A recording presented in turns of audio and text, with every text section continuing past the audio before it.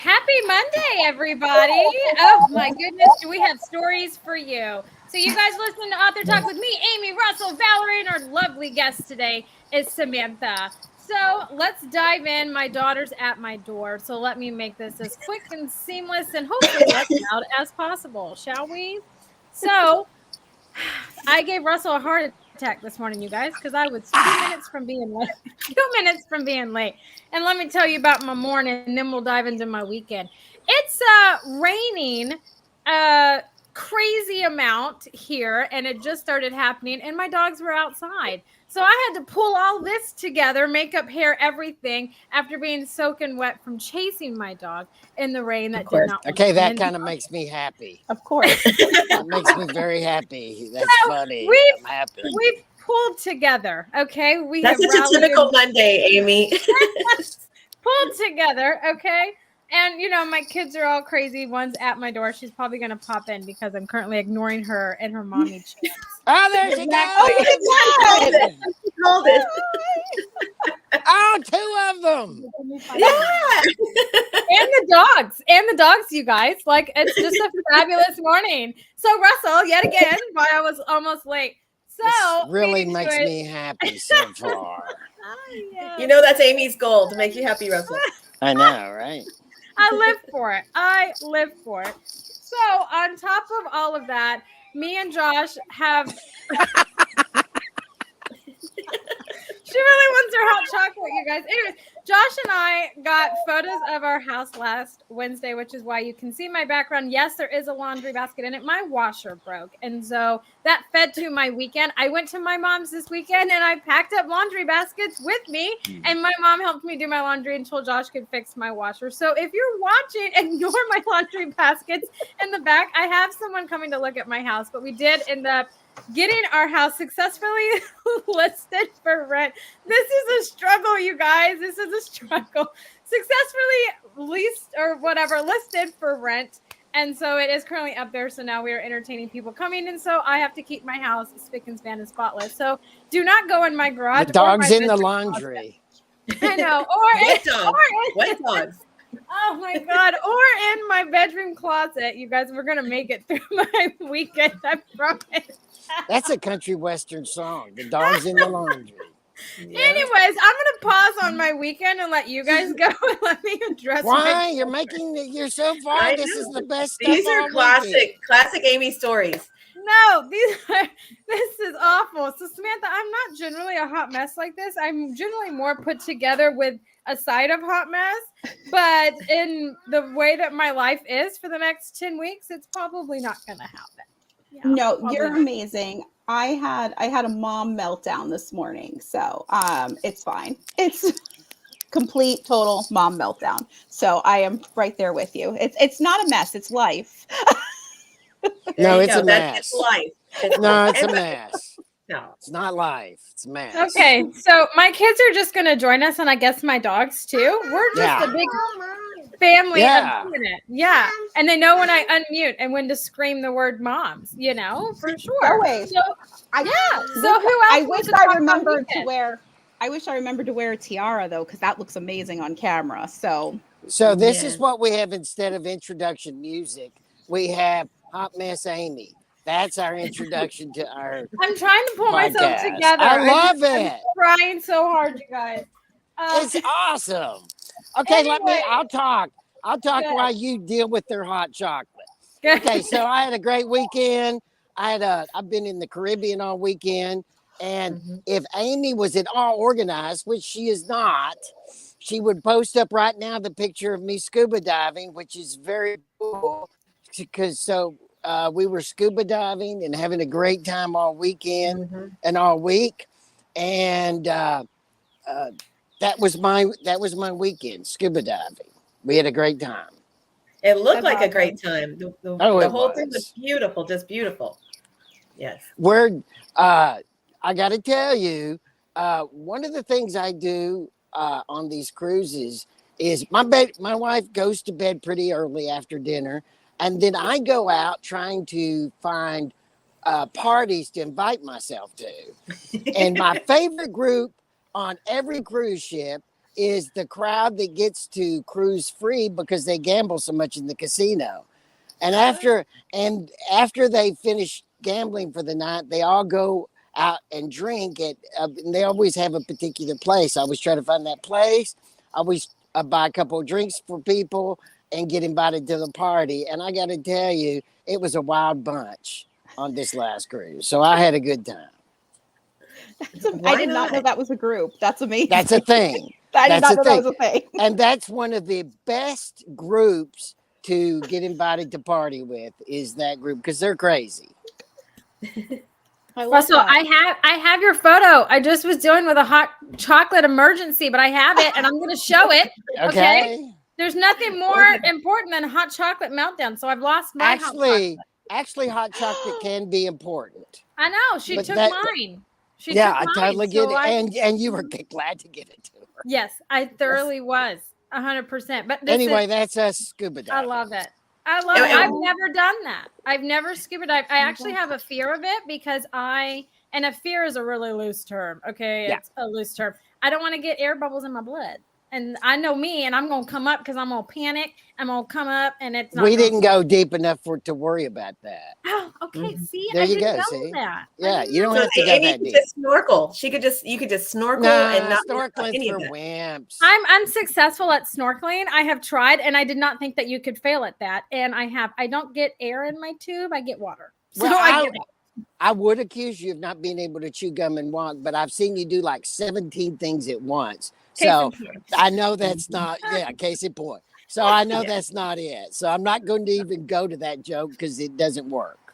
I love it. And we were so thrilled to have Russell and Melinda last week live from the cruise. That was incredible. That was a great time.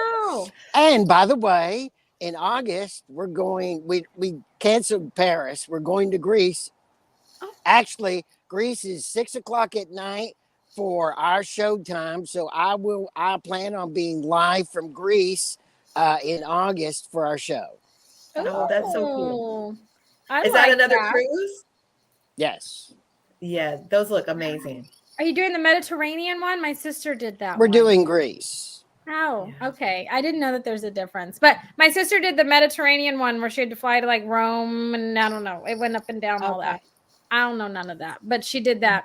So, that's exciting. Yeah. I love it. Valerie, what about your weekend before I can finally breathe and talk about sanity things in which I have going on? Oh, should we let Russell say where we're available real quick?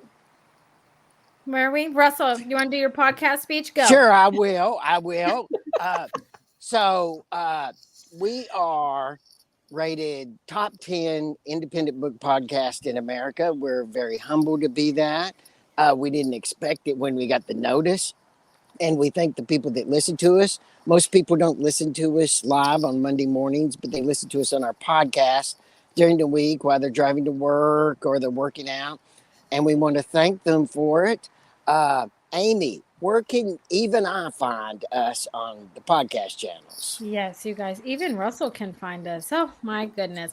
You can find us anywhere that you can listen to a podcast. Okay. So Amazon, Apple, Spotify, Google, Good Pods, many others. Those are just where I go to look for podcasts, or, Josh goes. We just both go. Anyways, that's where we go. We're extremely humbled to be in the top 10 for indie book podcasts. We've done this for 8 years. It all started with Russell wanting to do it. So if you want to see how Author Talk started and how we are today, go over to our YouTube channel, our Facebook group, any one of our social media channels. Russell is fabulous at sharing all of our old ones and how we have evolved into what we are doing today. So go and do that. But make sure, if you want to engage with us, I am very animated, talk a lot with my hands, somewhat controls what comes out of my mouth, not my facial expressions at any means, but we love engaging with you guys. So hey to everybody that is on engaging.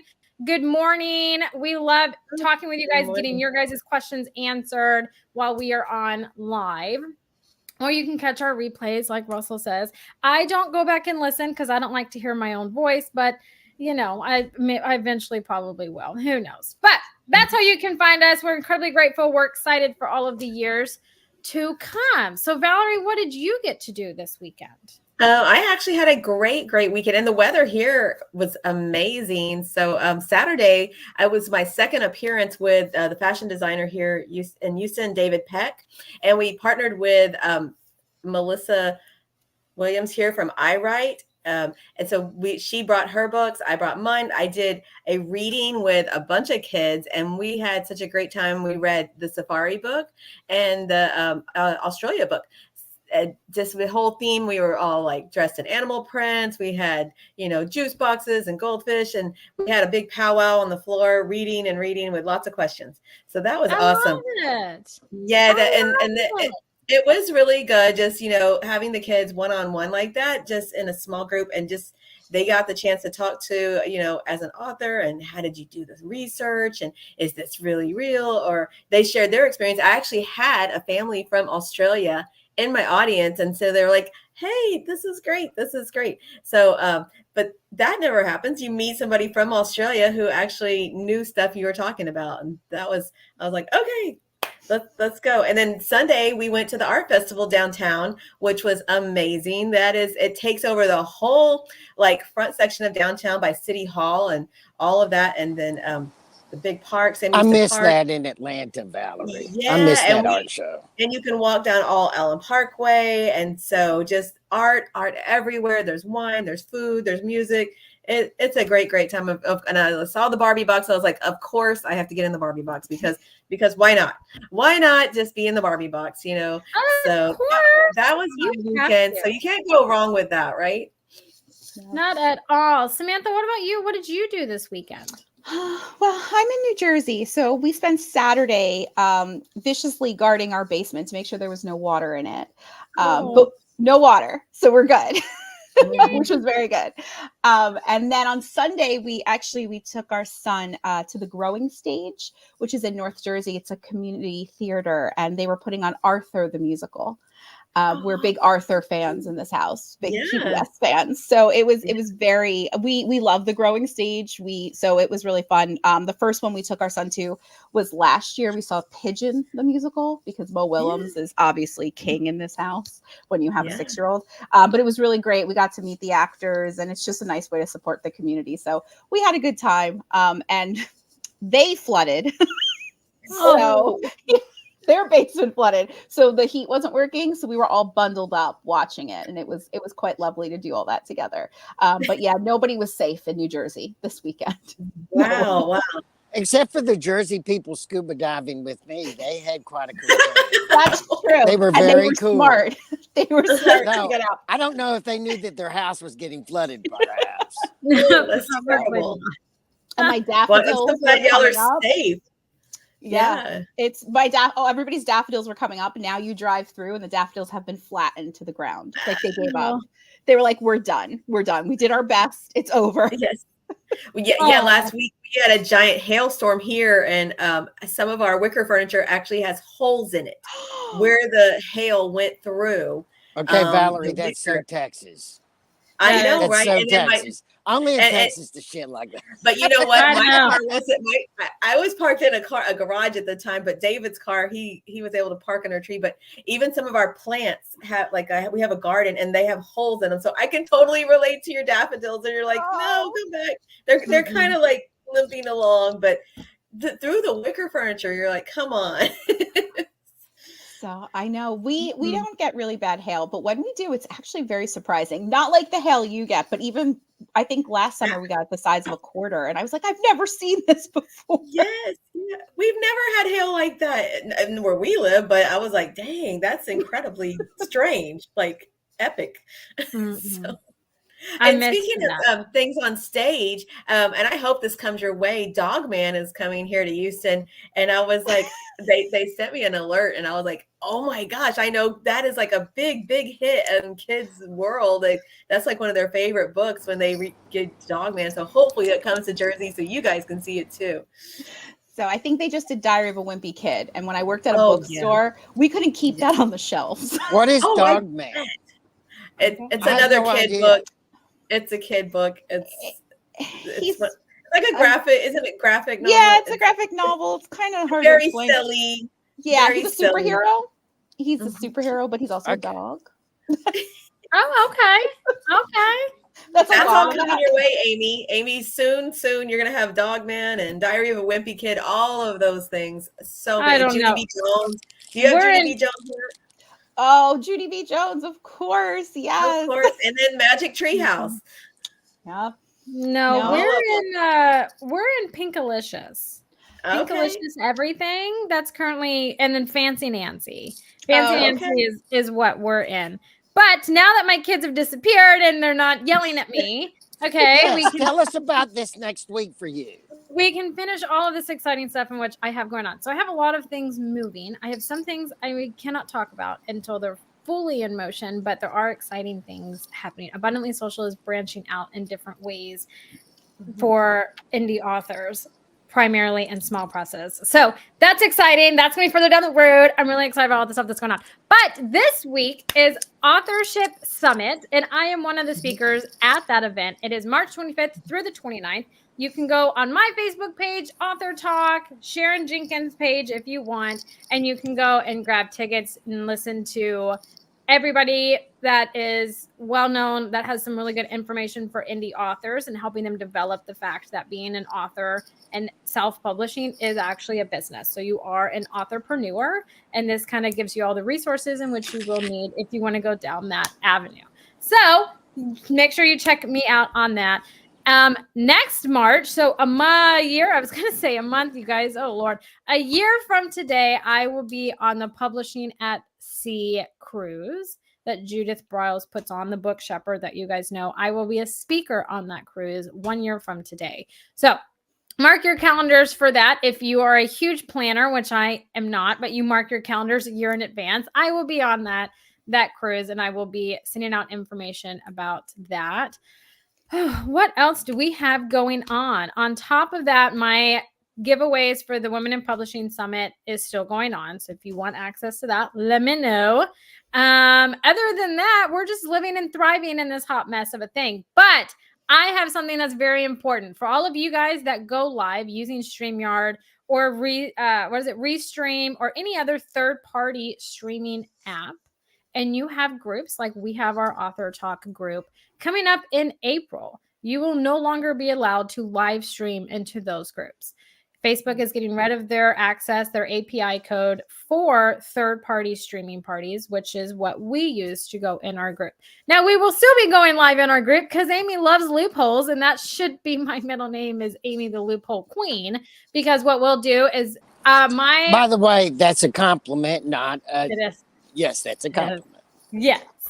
My personal Facebook page is public, so we don't have to be friends for you to see all of the information and goodies in which I put on there. So we will still be streaming live there, and it will be shared into our group. So you may not get notified that AuthorTalk is going live coming up in April. I believe it's April 15th, but we will still be going live in that group. But my page is public, so you are more than welcome to go over there and all the other pages in which I share our show. So food for thought, some really cool, interesting, odd things are happening in terms of social media for sure. But the author summit is happening. Authorship summit is happening this week. So make sure that you go and check that out and figure all things out. Don't let being an independent author or self-published author, as I like to call, be a scary thing for you. Embrace it, because you have total control and creative freedom over your product and what you put out. So with all that in a nutshell of my hot messness, and I've lost my hot chocolate, which really wasn't hot chocolate to begin with, because I can't have chocolate. And Amy, I am registered for that event, and I was just looking at the lineup of speakers and presenters, and wow, it covers the gamut of just information and just so many levels, just like from covers to business, all these different things, and just nonfiction, fiction. It's an amazing lineup of people. So I'm intrigued. It's going to be a lot of fun. I'm honored to be asked to be one of the speakers with Sharon Jenkins, because she's the one that's putting it on, but to be surrounded by all of the others that are very influential in this arena. Isn't it like over 30 people presenting? Mm-hmm. Yeah, it's a lot of speakers, that's for sure. But it's really great information in all walks in which you are in your writing journey. It doesn't matter if you're self-published, small press, figuring out how to market your book yourself. It's all walks and realms of that, right? So make sure that you check it out. I'm going to sit here and wallow at the fact that I've lost my carbo hot milk or whatever, because I can't have chocolate, right? So I'm going to wallow over that. But Valerie, let's get Samantha talking about her latest book and her publishing company. I am so intrigued by Samantha, your work here. Thank you. Forgive me. And one of my cats are joining us too. The kids are joining us too. So. I know. And my cat has decided I saw that. So tell us, I love the one and done series, the latest installment. Can you just share a little bit about that before we dive into the new book? So that is my favorite thing to talk about in the world. I absolutely love the one and done series. So it started when we first got our start. We actually created the company just to kind of give you a little bit of background, because we had really bad experiences with trying to get into the publishing industry, my co-publisher and we had a lot of friends that were also struggling with that as well. So as one does, you make a ridiculous idea out of something when you're angry. And I was very angry one day and I said, you know what, we need to be a part of this. And I'm tired of the gatekeeping. So we started Read Fiercely, but we didn't realize when you open up a publishing house, you need to have books. So we started with our graphic novel series, The Mother Principle, which it's almost 10 years that we published that. And so we started selling it at the Trenton Punk Rock Flea Market, which is this amazing artist community. We love everybody there. And so people were coming up to us and they were saying, oh, we love to read. What are you about? And we would talk about how we wanted to, kind of make it easier for authors who are kind of rejected by the big five to get published and everything. But then it became kind of this therapy session where people were coming up to us and they were saying, I love to read. I just don't have time. I don't. And they were it was so heartbreaking, because people really do love to be around books, but it's so hard. It is so hard to buy books, to have access to books, to do all of that. So we started the one and done series as an answer to that. And that was essentially something that you can kind of see. It's pocket sized. So it can fit in your pocket. It actually fits in the back of a jean pocket. It can fit in your pocket. It can fit in your bag. And they are full stories. And they're presented in a way that you can read it if you have a long weekend, which I don't have long weekends to read. But if you have a commute, if you have a vacation, and really it's just kind of a friend to keep with you, and you complete the story and you really have accomplished your reading goals. And I love short books. I think to do that is a high wire act. So it's really, really fun. To write a microcosm of a story and have it make sense in a short amount of time and give someone a worthwhile read. And a lot of our authors who've contributed to this, they've kind of said, well, I don't write this style, but I want to try it.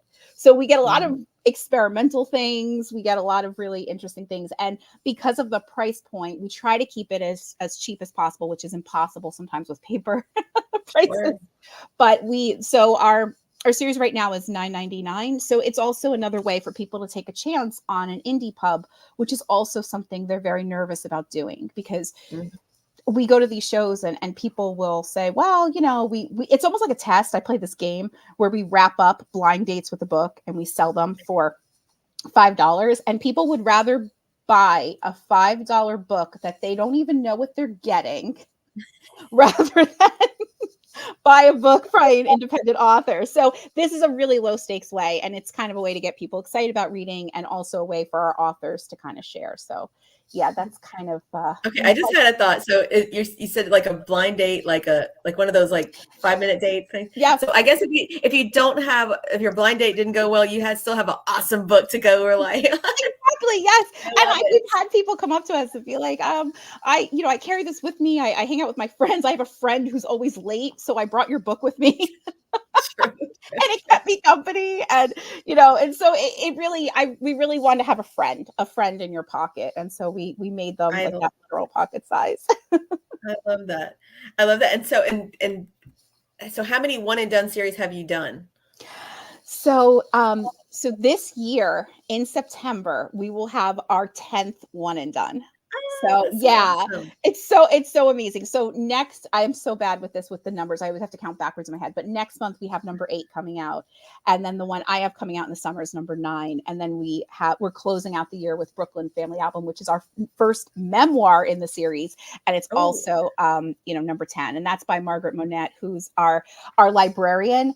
So she writes about her travels, and she also does the research for it. So this is kind of her. And again, this was something she said, I'm going to write about myself, and can I do this research for that? So again, it's experimental and it's super fun. So yeah, we really love this series. This is our best-selling trademark series. We are so proud of heck it. yeah. I love it because people can dive into anything like you said, you're just like, I'm waiting on a friend, but I'm going to read this book real quick. But what is the average page length for these, since they're kind of like pocketbooks? That's a great question. I am so bad with that too. So I know with prose, because I have to write the prose, they're on average about 17,000 to 20,000 words. So The Legend of Dave Bradley is about maybe 77 pages, but we play with form and everything. So there's a way to kind of stop and start. With our poetry, it's a collection of all different poems, but they usually run about maybe 80 pages about. And then we have a graphic novella, and that one, I don't know how many pages that is, but it's nothing is over about maybe 140. What a fascinating, spectrum of stories you have. That's so cool. That's so Yeah. cool. And then, so do you get it sounds like you're going to have 3 this year? Yes, that we right? have 3 this year. Yeah. And it's, we try to split everything up, but it turns out that everyone's kind of looking for these books. So we're trying to kind of increase how many we do, but also it's, there's not enough hours in the day. So we're very lucky that with the 3, because they're all different genres, we're able to give them the focus they deserve, rather than almost kind of doing an assembly line of putting them all out. So you said different genres. So what are the genres? So we've done science fiction, just regular fiction, like kind of like humor, kind of comedy, true crime, graphic novella, poetry. We have our memoir coming out. Our poetry is always very fun and experimental, because it's very hard to get anybody to read poetry. Unfortunately, which breaks my heart because it's so beautiful. But people are very nervous about that as well. So we try to make that really accessible. And we have a dark academia version that was kind of like a mythological retelling. So that was really, really fun. So yeah, we try to mix it up. And again, we ask the authors how they want to approach it. And sometimes it's something that they really want to write about, but it's not big enough for a book. Yes. So it gives them a space for that as well. And are most of your writers coming from the East Coast, or where are you getting your authors? They're everywhere. We're very fortunate. So when we started, it was all kind of East Coast based, mostly New Jersey and Pennsylvania. And we've expanded to have authors in New York, authors on the West Coast. We have authors internationally. So they're kind of all over, which is really, really nice, because then we kind of get all different voices, which is what we started out wanting to do. But it's really hard, because everybody wants to write a book, but you actually have to sit down and write it, and life gets in the way. So it's really, really hard. And I feel like, I don't know, if I could, I would be kind of like that book midwife for everybody, but even I don't even have the time for that. So we're waiting for the authors to finish their book, and we're going to be here no matter what. So I love that, the book midwife. You're like, I'm going to get this thing delivered. It's coming. I promise. And you guys edit the stories as well, or they have to hire their own editors, or are no, you we guys do the just editing. publishing? No, we do the editing. We do the production, the layout. We're a traditional publishing house, so we try to cover all of the basis for that. But yes, I'm I'm head of the editorial, which is where I got my start anyway. So it's it's basically what I do all day. And the fact that y'all are called Reading Furiously, it just falls in line exactly with the one and done series, because it's that connection, and you're like, okay, yes, I can get that. I can do that. And it makes reading accessible, I think, too. Like you were saying, people want to do books, but then not having enough time. So having that accessibility is a great thing. So yes, so let's talk about this new one. I'm just intrigued. It says, the David Bradley book. Can you share a little bit about that one, please? So The Legend of Dave Bradley, this is a book that I wrote I wrote this story 20 years ago in a fiction workshop. So when I wrote it, I was in my 20s, and I really thought I was very clever and interesting and all of that. I thought all of those things. And I really have to give it up to my writing professors who treated us as if we were capable of that. But I can't even imagine like reading it and being like, you're writing about it, like getting 20 like stories of the same thing. So I wrote this 20 years ago and I just really loved it and I never published it. And so it was always my go-to for reading aloud. And over the years, I've modified it to perform it and everything, which is why it's called a performance piece at the bottom. It's kind of like a little nod to that. And so when we needed it for the One and Done series, I went back and I realized that I was not as clever as I thought I was. I was definitely. I hate it when that happens, don't you?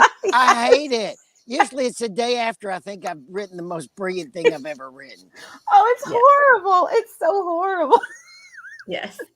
But the good thing is now you see how you can fix it and make it even more incredible. Yes. So yeah, and so I did, and I had a lot of fun, and I got to kind of take that, pay almost kind of like, like respect to that previous voice and that person who was writing it, and kind of put my own spin on it. So I got rid of all the jokes that are no longer funny, and you could definitely tell the voice has changed because it's definitely an older person looking back on it, and so it's been 20 years I've been looking back on it. But it's really, it is a love letter to everyone who works in customer service, everyone who has experienced Dave Bradley's in their life. And it's really about a very confusing customer's very confusing reign of terror on a grocery store at the Jersey Shore. And that's kind of the whole gist of it. And yeah, it gets worse from there. Wow. What a great description. It makes me want to read it. Wow. Thank you. But it's really, really hard because people are now coming up to me as, again, a therapy session, sharing their Dave Bradley's from their customer service. So I don't know what I just opened with this story. If I opened up a good thing, like it's cathartic, or it's opening up really bad memories. And so as the narrator, from the perspective of like the employee, and just like they're looking back like, wow, how did I survive that? Yeah, pretty much. In a grocery store, that's even like more intimidating because those people come back. Not like a retail store where like, you might be there to buy a dress or whatever, but a grocery store, they come back. Oh, they do. And especially where it's based. I worked at a Jersey Shore grocery store as well. And you definitely see the same people, whether it's people coming down for the summer and the locals. So you can't really escape. Like if you have someone in the summer who's kind of a problem customer, they'll be back the next summer. Can I ask a question that confuses me? Who goes to Jersey for the summer? Oh, you know what? Apparently everybody. Because you can't get any. My mother lives down in South Jersey, and sometimes it's just hard to visit her in the summer because everybody is down there. You know what? I love New Jersey. I really do, but I don't know. It's apparently the big place to go. I'm not a beach person though, so I might be the wrong person to ask.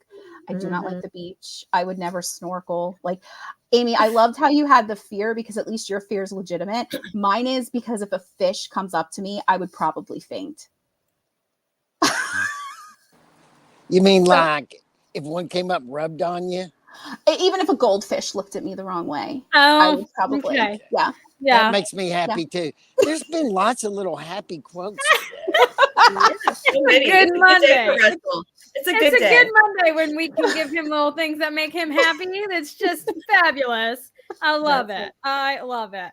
I've never been to New Jersey. Okay. And I'm not even going to lie and tell you that I watched Jersey Shore to know. I'm not even going to throw that out there either because I didn't. But isn't y'all's like beach water, like your ocean water, isn't it cold? Like in the summer, isn't it still cold, or is that in like California? I don't know. I'm Texas all the way through, and we don't really like our own beaches here, but we go. Like that is so true, Amy. I mean, yeah. But we go because it's so freaking hot. Okay, when it's 110 degrees, but it feels like 115, you will do anything to escape the heat. So I'm just curious because if your water's cold, I may just come. I may come. It is cold. It is. I mean, again, I don't even set foot in it, but from what I've heard, it's cold. But it is nice. We do have dolphins and sometimes the occasional shark and stingrays and everything. So it really is fun to just kind of sit and watch. But also we have a lot of really fun things on our boardwalk. So if anybody I know wants to go to the beach, I'm like, y'all can go there and, play with the fish there, but I'm dying to ask a question. Valerie, it was a great interview, and I have so many questions because of the two of you talking.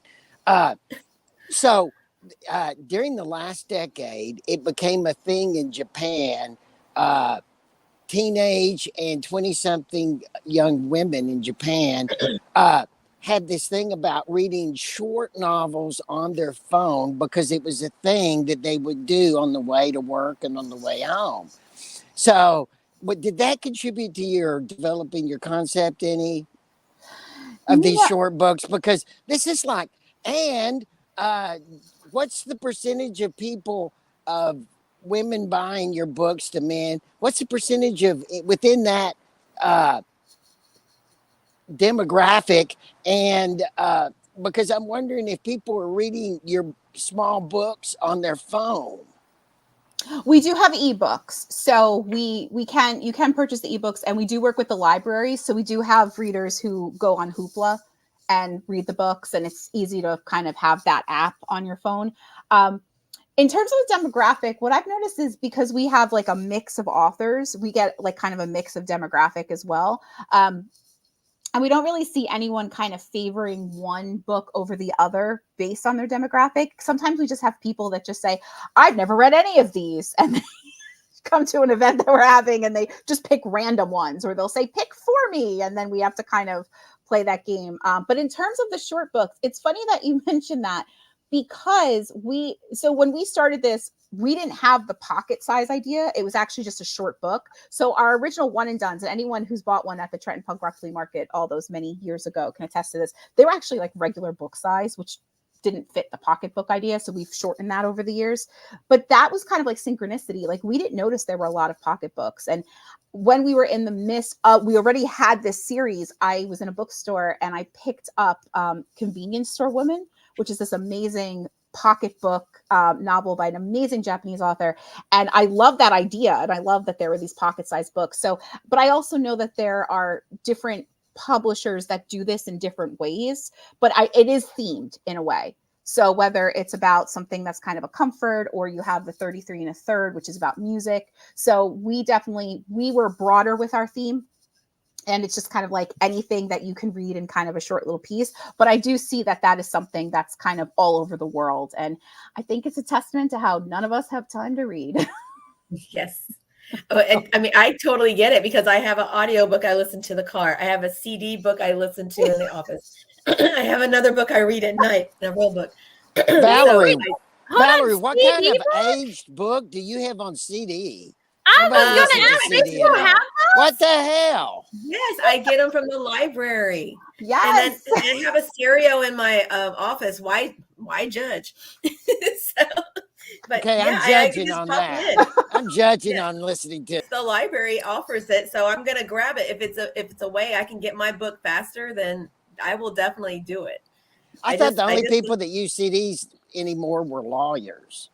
Well, I have a stereo in my office. It's an old school stereo. I'm not going to throw it away. It still works. I was going to ask you. I was like, does your computer still play those? Because mine does not. And even when I go to the doctor's office and you get like an X-ray or whatever at your doctor's office now, it's just a QR code.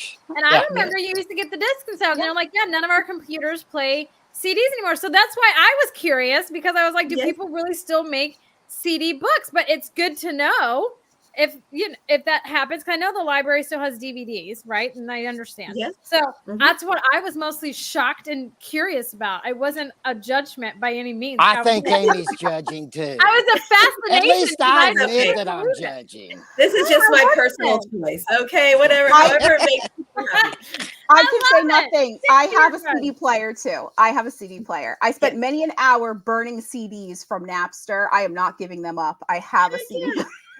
Exactly. I love it. Stick to your guns, okay? Stick to it and stand by your decision to get a CD book.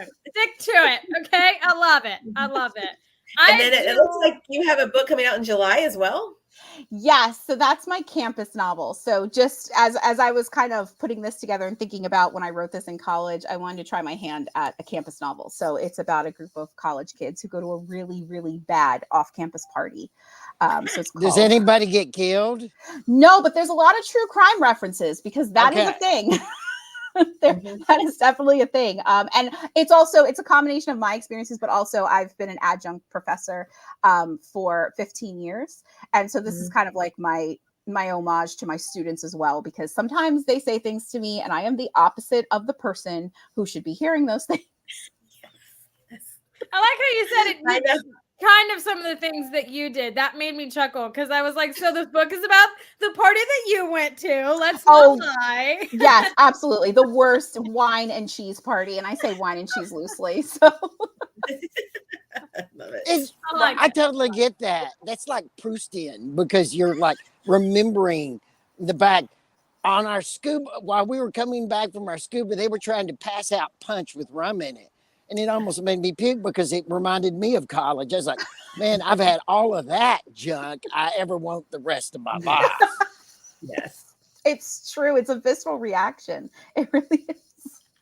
Yeah, you have bad memories. Like, So, but then it's the good stuff too, because you know that you did that together. Like you had that horrible experience with a group of people who will only understand that. Exactly. And there's good memories there too. A lot of good memories too. Yeah. So it's the memories of your youth, right? Yeah. It really is. And I feel like when I started teaching, I was not much older than my college students. And now I'm much older than them, and I'm really starting to feel it. So I teach comic books, and I had a student say to me, well, I don't really like learning about Batman. He's like 30. It's really, it's too old to learn. I was like, all right. Okay, that's funny as hell. That was funny. No, they didn't. They do. 30. Yeah. Yeah, I used to accuse Amy of being 12 till she hit like 35. I don't do that. I'm not even 35 yet. Oh my God. I will be 32 in June, Russell. Oh my gosh. If it's not, I guess everyone just thought you were 35. I don't know. Intellectually, maybe. Okay, I'll take the you're way past that. I will do that. But, if you ever hear Russell, I have 500 children. I have 2. But because they're so close, I'm careless. So just to fill you in. She is very careless. She was careless one time.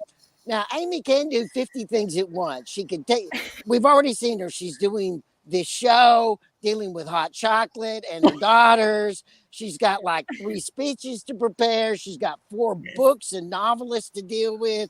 She can do all that. Yeah. But, I think she's 35. I think she's older than 32. I've read 36 books this year, and they have been all books in which I have, in some realm or another, helped promote, publish, or push out and brought back to life.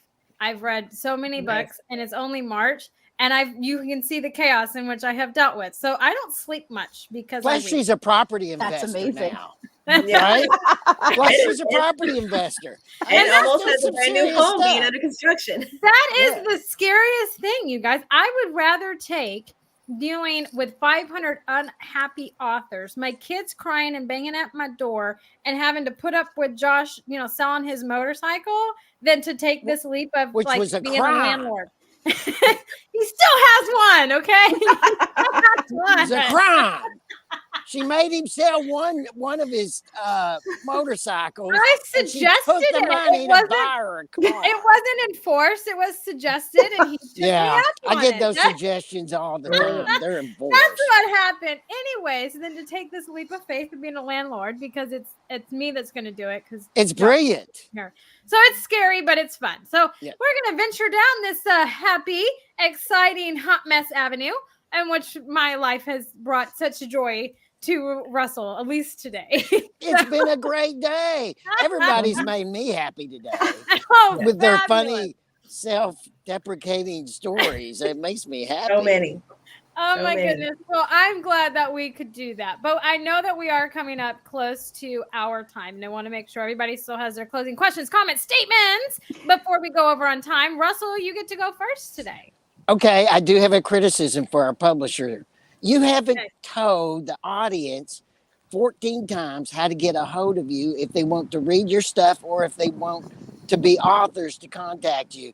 You should have told us 14 times. Tell us now. So, thank you for that, because I am, my brain is fried. I don't even know what time it is and my brain's already fried. Yes. So, real talk, I am complete garbage at my own author page completely, because I tried to put everything kind of first. But if you go to readfuriously.com, it is the very well maintained website, because that is all I think about.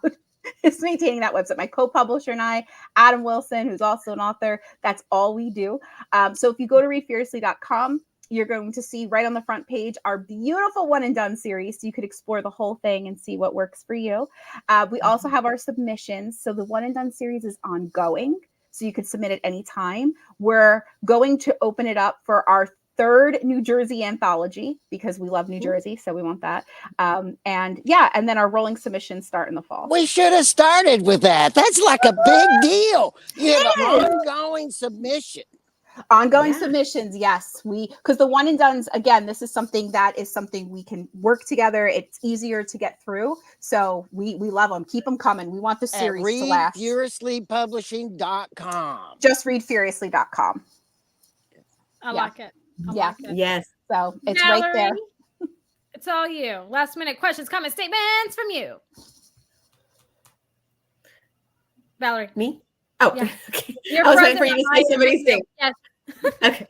Samantha, I am so excited for you and all this cool just push of literature coming out of y'all's company. That's incredible. And just exposure for all the different authors to, take a chance and get their stuff out there. And I'm sure the readers appreciate it too. So kudos.